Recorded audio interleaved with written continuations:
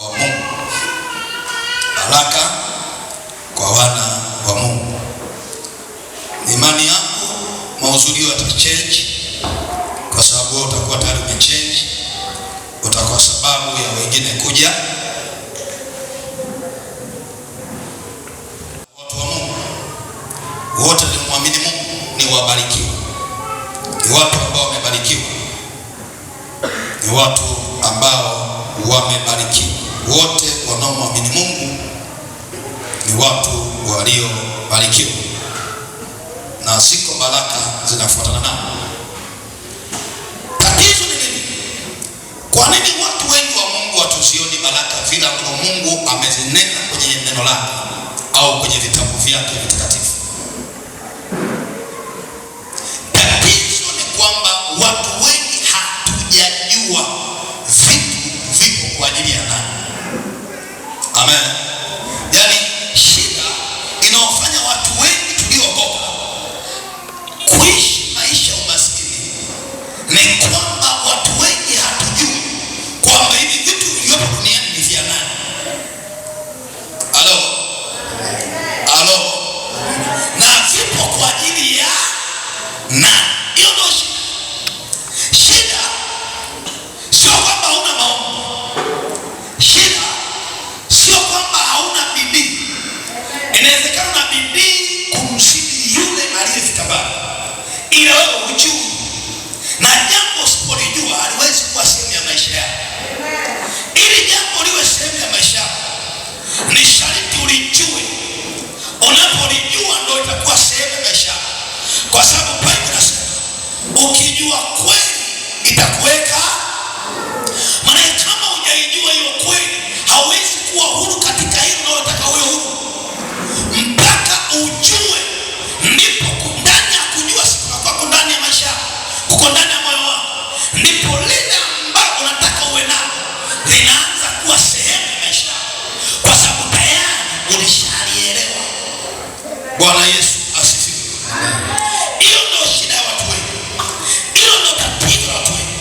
Watu wengi hawajajua kwamba mali na vitu vyote vijazavyo dunia ni kwa ajili yetu.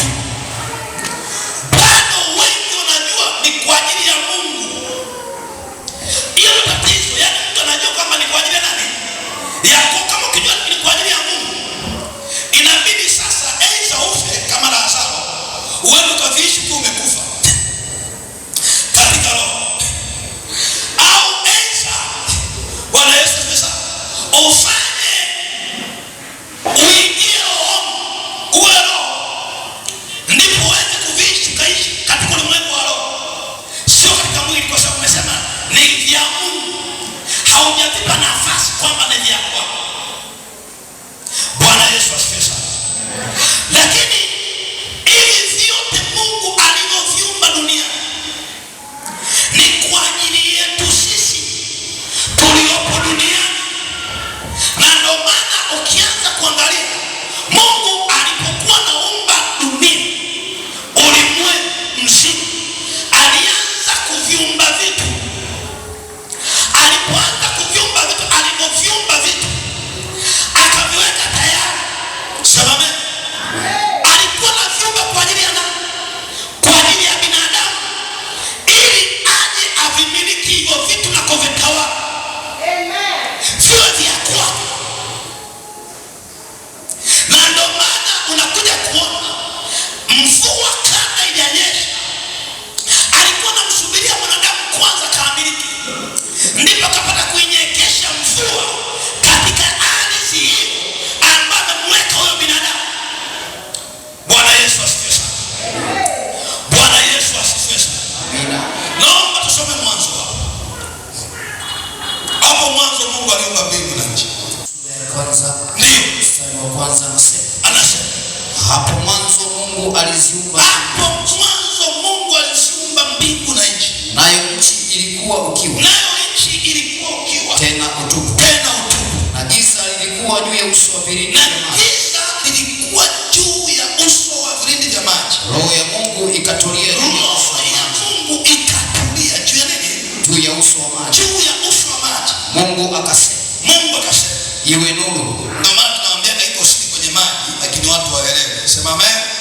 Akasema Roho Mungu akatulia juu ya uso wa maji, wa vilindi vya maji. Ndio. Mungu akasema. Mungu akasema na iwe nuru. Na iwe nuru. Ikawa nuru. Ikawa nuru. Mungu akaiona nuru ya kuwa ni njema. Akaiona nuru ya kuwa ni njema. Mungu akatenga. Nataka maisha yako yawe nuru kwa jina la Yesu. Amina. Biashara zako ziwe nuru kwa jina la Yesu. Yes. Ndoa yako iwe nuru kwa jina la Yesu. Amina. Kazi zako, miradi yako, mifugo yako na shamba yako nataka yawe nuru kwa jina la Yesu. Kwa sababu nuru wakati wote ni njema. Yes. Mungu akaiona nuru ya kuwa ni njema. Akaiona nuru ya kuwa ni njema. Mungu akatenga nuru na giza. Mungu akatenga nuru na giza. Mungu akaiita nuru mchana. Mungu akaita nuru mchana. Na giza akaliita usiku. Na giza akaliita usiku. Ikawa jioni, ikawa asubuhi. Ikawa jioni, ikawa usiku. Siku moja. Siku moja. Mungu akasema. Mungu akasema. Na liwe anga katikati ya maji. Liwe anga katikati ya nini? Ya maji. Ya maji. Likayatenge maji na maji. Tenge maji na maji. Mungu akalifanya anga. Mungu akalifanya anga. Akayatenga yale maji yaliyo juu ya anga. Yale maji yaliyo juu ya na juu ya anga. Juu ya anga. Na yale maji yaliyo chini ya anga. Ikawa hivyo. Ikawa hivyo. Mungu akaliita lile anga mbingu. Mungu akaliita lile anga mbingu. Ikawa jioni, ikawa jioni, ikawa asubuhi, ikawa asubuhi. Siku ya pili. Siku ya pili. Mungu akasema. Mungu akasema. Maji yaliyo chini ya mbingu. Mungu, maji yaliyo chini ya mbingu. Na yakusanyike mahali pamoja. Na yakusanyike mahali pamoja. Ili pakavu paonekane. Ili pakavu paonekane. Ikawa hivyo. Ikawa hivyo. Mungu akapaita pale pakavu nchi. Akapaita pale pakavu nchi. Na makusanyiko ya maji. Na makusanyiko ya maji. Akayaita bahari. Akaita bahari. Mungu akaona ya kuwa ni vyema. Akaona ya kuwa ni vyema. Mungu akasema. Mungu akasema. Nchi na itoe majani. Na nchi itoe majani. Mche utoao mbegu. Mche itoae mbegu. Mti wa matunda uzaao matunda kwa jinsi yake. Matunda uzaao kwa jinsi yake. Ambao mbegu zake zimo ndani yake. Mbegu zake zimo ndani yake. Zimo ndani yake. Juu ya nchi. Juu ya nchi. Ikawa hivyo. Ikawa hivyo. Nchi ikatoa majani. Nchi ikatoa majani. Mche utoao mbegu kwa jinsi yake. Ndio. Na mti uzaao matunda. Ndio. Ambao mbegu zake zimo ndani yake. Ndio. Kwa jinsi yake. Ndio. Mungu akaona ya kuwa ni vyema. Ndio. Ikawa jioni, ikawa asubuhi. Jioni, ikawa siku ya tatu. Ndio. Mungu akasema. Ndio. Na iwe mianga katika anga. Ndio. Katika anga la mbinguni. Ndio. Ili itenge kati ya mchana na usiku. Ndio. Nayo iwe ndiyo dalili na majira na usiku na miaka. Ndio. Tena iwe ndiyo mianga katika anga la mbingu. Ndio. Itie nuru juu ya nchi. Ndio. Ikawa hivyo. Ndio. Mungu akafanya mianga miwili mikubwa. Ndio. Ule mkubwa utawale mchana. Ule mkubwa na ule mdogo utawale usiku. Na ule mdogo utawale usiku. Akafanya na nyota pia. Ndio. Mungu akaiweka katika anga la mbingu. Ndio. Itie nuru juu ya nchi. Ndio. Na kutawala mchana. Ndio. Na usiku. Ndio. Na kutenga nuru na giza. Ndio. Mungu akaona ya kuwa ni vyema. Akaona ya kuwa ni vyema. Ikawa jioni. Ndio. Ikawa asubuhi. Ikawa asubuhi. Siku ya nne. Siku ya nne. Mungu akasema. Mungu akasema. Maji na yajawe kwa wingi na kitu kiendacho chenye uhai. Ndio. Na ndege waruke juu ya nchi katika anga la mbingu. Ndio. Mungu akaumba nyangumi wakubwa. Ndio. Na kila kiumbe chenye uhai. Ndio. Kiendacho ambavyo maji yalijawa navyo kwa wingi. Ndio. Kwa jinsi zao. Na kila ndege arukaye kwa jinsi yake. Ndio. Mungu akaona ya kuwa ni vyema. Akaona ya kuwa ni vyema. Mungu akavibarikia akisema. Akavibarikia akasema. Zaeni mkaongezeke. Zaeni mkaongezeke. Kayajaze maji na bahari. Yaani hapa maji ya bahari. Anatamkia vitu, wanyama, ndege, bado hajafika kwa binadamu.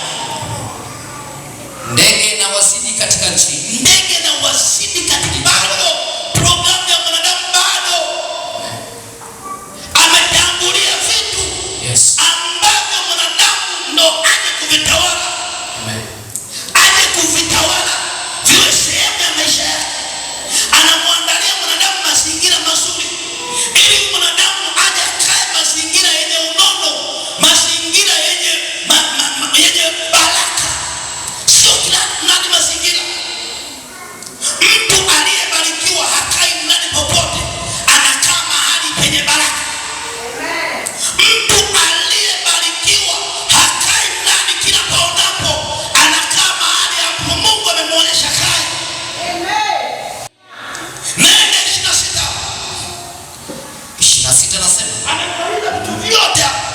Mungu maji, samaki, kila kitu, wanyama, kila kitu. Akasema Mungu akasema na tumfanye mtu kwa mfano wetu, kwa sura yetu, wakatawale samaki wa baharini, na ndege wa angani. Inabidi samaki walio baharini wao ndio watawale, wakuletea uchumi, wakuletea utajiri, wakuletea chakula, wakusomeshe watoto wako, wakuinua wewe, wakupandishe juu, sio wewe mtumwa wao. Sinaeleka vizuri. Na ndio maana mojawapo ya watu ambao walihusika hata kuandika hii Biblia ni wavuvi, wala sio wasomi. Ni wavuvi. Na wenyewe walihusika kwenye kujadili kuandika ni Biblia. Walihusika na wenyewe. Sema amen. Kwa sababu ni vitu ambavyo ni viasili ya baraka. Andiko linaandika. Yaani uvuvi, samaki, kilimo, ufugaji, sema amen. Ni vitu viasili. Ni vitu ambavyo ni vimebeba baraka za Mungu, vimebeba uungu. Hizi vingine hivi unavifanya vinaongeza. Hakuna utajiri mkubwa kama bahari. Hakuna utajiri mkubwa kama kwenye ardhi. Sinaongea na mtu. Kwa nini? Ndo asili ya uungu iko huko ndani. Ni vitu ambavyo vimebeba uungu. Na ndio maana ishu ya baharini wasomi wamechemka, kwa sababu kule huwezi kaelewa. Kuna vitu vingi vingine ambavyo hata hujaweza kuviona, kwa sababu kuna uungu kule ndani. Sema amen. Na ile vyote ambavyo Mungu ameviweka kule ndani, anamwangalia ni binadamu. Endelea. Wakatawale samaki wa baharini, na ndege wa angani, na wanyama na nchi yote, na nchi yote pia, na kila chenye kutambaa. Nani amesema tawala? Hebu tuseme, nani amesema tawala? Nani anaruhusiwa kutawala? Nani anaruhusiwa kutawala nchi? Nani anaruhusiwa kutawala samaki? Nani anaruhusiwa kutawala wanyama? Ukitaka kufika mbali fuka. Yaani kama una nyota ya fedha, ya kumiliki, ya kutawala, jifunze kufuga. Hata kama unafanya biashara gani wewe fuga. Hata kama umeajiriwa wewe fuga, nakwambia kweli. Ziko siri katika haya. Hiyo ni vitu ambavyo ni vya asili ya kiungu vyenyewe. Sinaongea. Ukatawale wanyama, ukatawale samaki, ukatawale na nchi pia yote, na kila kitambaacho juu ya nchi. Yazungumzia taifa. Amen. Anazungumzia ardhi. Na kila kinachoenda juu ya hiyo ardhi. Ni wewe mtu wa Mungu ndio umepewa kutawala, sio mpagani, mtu wa Mungu. Halo. Nyosha mkono juu, sema lazima nitawale. Nyosha tena, sema lazima nitawale kwa jina la Yesu. Kuwa kanisani, sema lazima nitawale kwa jina la Yesu. Piga kelele, sema lazima nitawale kwa jina la Yesu. Usiwe kufamba, sema lazima nitawale kwa jina la Yesu. Achana na kushangaa, sema lazima nitawale kwa jina la Yesu. Acha kujihurumia, nyosha mkono, sema lazima nitawale kwa jina la Yesu. Anasema Mungu akaumba mtu kwa mfano wa kwa mfano wa Mungu alimuumba mwanamume na mwanamke. Maana yote ambavyo ni asili ya kiungu, vyote ni vya wanadamu. Kwa sababu mwanadamu ana mfano wa kiungu katika umiliki na utawala, si katika kuzaliwa kwa damu na nyama. Sema amen. Katika roho na kumiliki na kufanyaje na kutawala. Ndio maana Biblia inasema duniani ndiko miguu yake ilipowekwa, na mbinguni kiti chake. Maana yake ni miguu inatawala na kumiliki. Sema amen. Mbinguni ni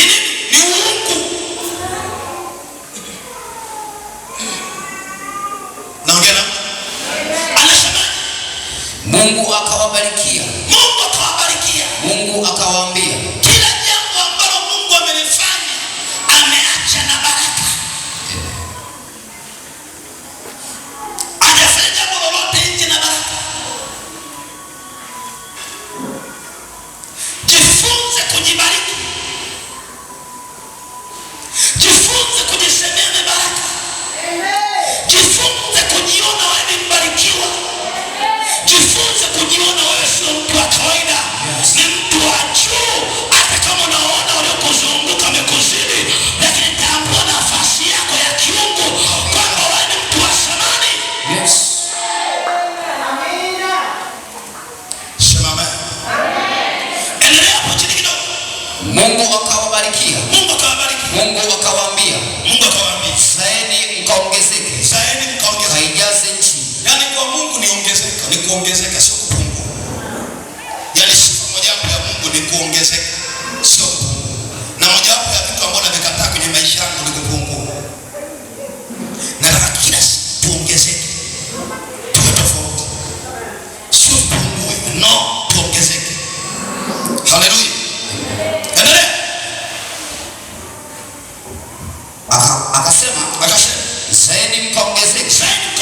Kaijaze nchi na kuitiisha. Kawatawale samaki wa baharini. Naamuru upako wa kutiisha nchi uwe sehemu yako. Amina. Naamuru upako wa kutiisha nchi uwe sehemu yako. Yes. Naamuru upako wa kutiisha biashara uwe sehemu yako. Yes. Naamuru upako wa kutiisha mifugo uwe sehemu yako.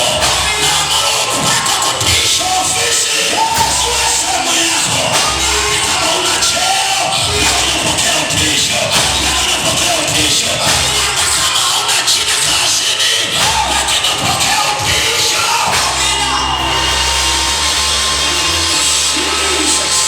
Ishi kwenye kila jambo unakolifanya.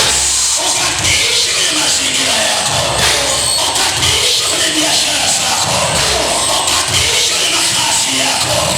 Ukatiishi kwenye familia yako. Ukatiishi upande wa wakwe zako. Ukatiishi upande ulikoolewa. Ukatiishi upande ulikooa. Ukatiishi mazingira yako ya kazi. Ukatiishi mazingira yako ya ofisi.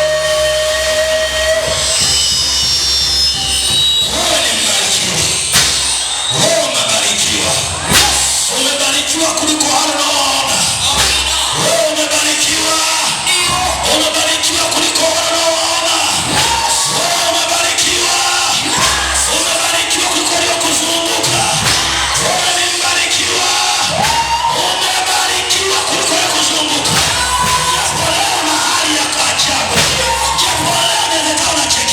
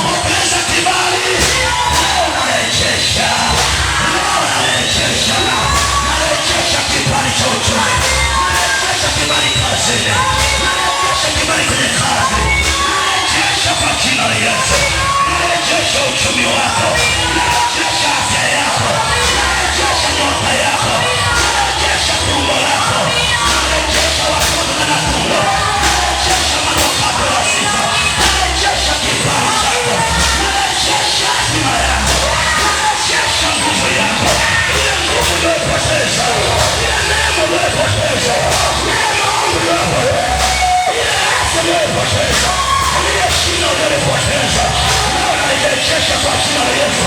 Haijalishi ulifikia wapi, haijalishi waliweka wapi, haijalishi walifanyisha wapi, nasema leo narejesha. Wale mbarikiwa wa Bwana, wamebarikiwa zaidi ya hao, wamebarikiwa zaidi ya hao.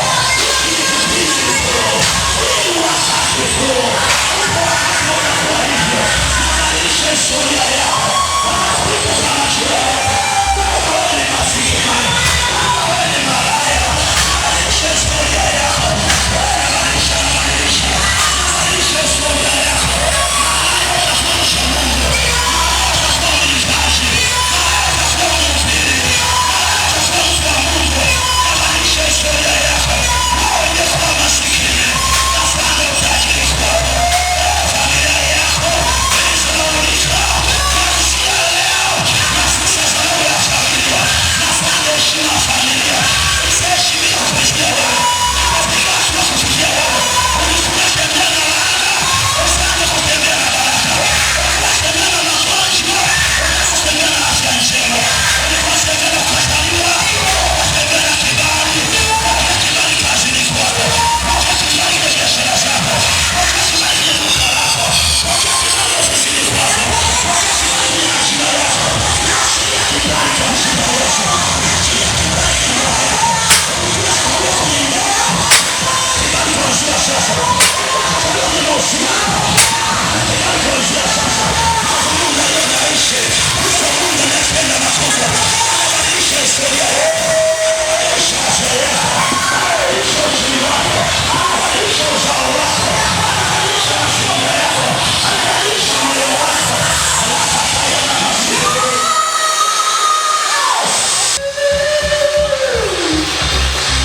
Hautakuwa hivyo hivi.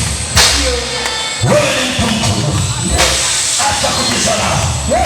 Wewe ni mtawala, wewe ni utisho, wewe ni umiliki. Mungu aliumba mwanadamu ili atawale na kutisha, ili atawale na kutisha. Naamuru utawala ndani yako, napandia miguu yako utawala, napandia miguu yako umiliki, napandia mikono yako utawala, napandia mikono yako umiliki, napandia miguu yako utawala. Simama hapo ulipo, watu wa mbili tatu, sema leo nitamiliki. Mwaka 2026 naenda kumiliki, mwaka 2026 naenda kutawala, nitatawala samaki, nitatawala samaki, nitatawala mazao, nitatawala ardhi, nitatawala mwananchi, nitatawala uzao, nitatawala fedha, nitamiliki uchumi, nitamiliki kazi, nitamiliki ndoa, nitamiliki mume, nitamiliki mke, nitamiliki ajira, nitamiliki kampuni, nitamiliki mashamba, nitamiliki mifugo, nitamiliki migodi, nitamiliki makrasha, nitamiliki migodi, nitamiliki madini, nitamiliki dhahabu, nitamiliki madini, nitamiliki shamba, nitamiliki ngumi, nitamiliki almasi, nitamiliki chuma, nitamiliki makaa, nitamiliki dola, nitamiliki euro, nitamiliki shilingi, nitamiliki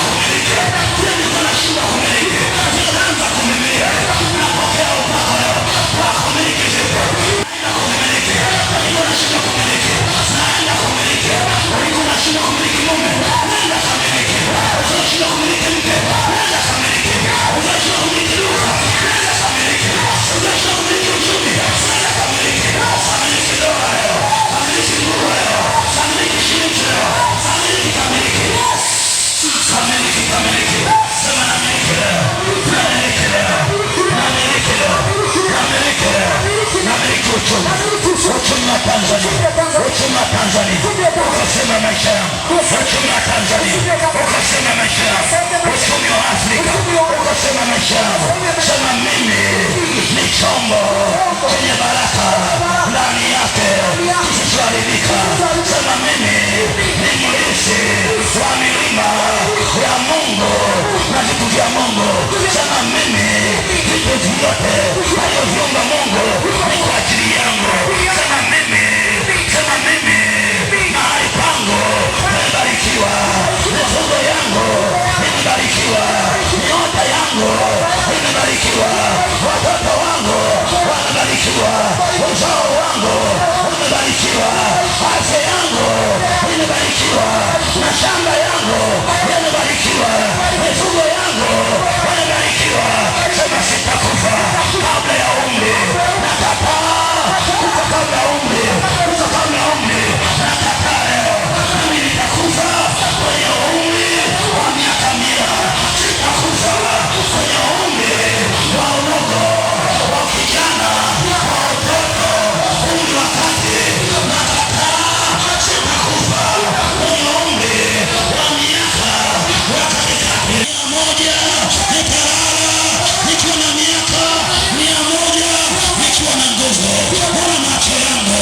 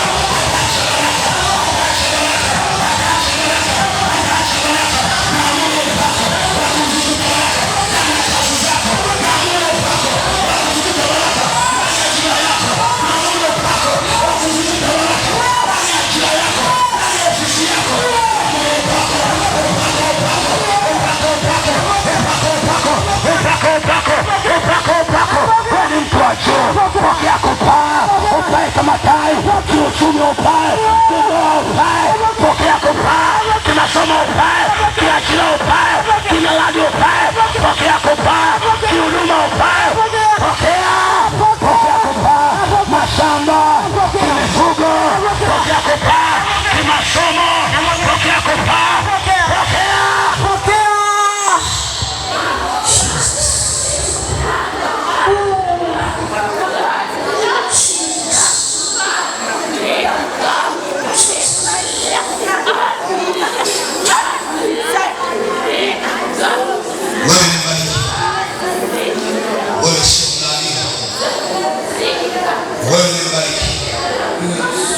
Mungu atafuta historia yako.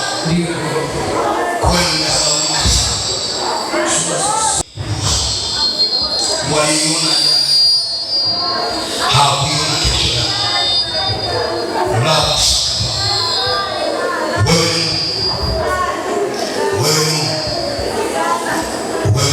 Kila yote tukayefanya itabarikiwa. Itakuwa na thamani. Naiweka thamani ndani yako. Na kupandia thamani. Na kupandia uheri. Ile dharau uliyokuwa nayo nimeifuta. Haitaonekana kwako. Ile aibu Mungu ameifuta. Amekuvisha vazi jipya. Vazi jipya. Vazi jipya. Anakusitiri leo. Anakusitiri leo. Leo unastahilishwa. Leo unastahilishwa kwa jina la Yesu.